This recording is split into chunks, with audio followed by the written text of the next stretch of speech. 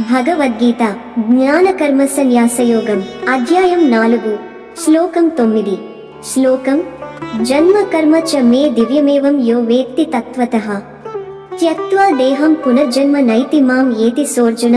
అనువాదం: ఎవరైతే నా అవతార జననం కర్మల దివ్య తత్వాన్ని యథార్థంగా గ్రహిస్తారో వారు శరీరాన్ని విడిచిన తరువాత మళ్లీ జన్మ పొందరు, వారు నన్నే చేరుతారు. అర్జున.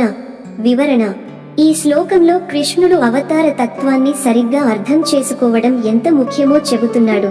దైవ అవతారం మానవ జననం లాంటిది కాదు, అది దివ్యమైనది.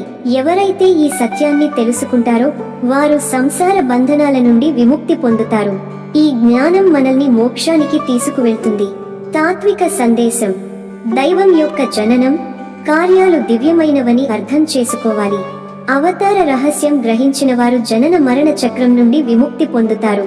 నిజమైన భక్తి జ్ఞానం మనల్ని దైవంతో ఏకత్వానికి చేర్చుతాయి. ఉదాహరణ: సముద్రంలో ఉన్న ఒక నీటి బిందువు సముద్రం నుండి వేరు కాదు, అది తిరిగి సముద్రంలో కలిసిపోతే దాని ప్రత్యేకత పోతుంది.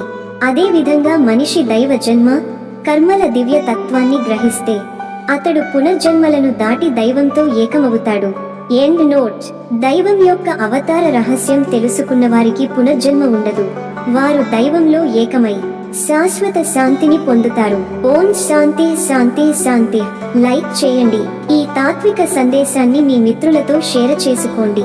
తదుపరి శ్లోకానికి ఛానల్ సబ్స్క్రైబ్ చేయండి. ధన్యవాదములు. జై శ్రీ కృష్ణ.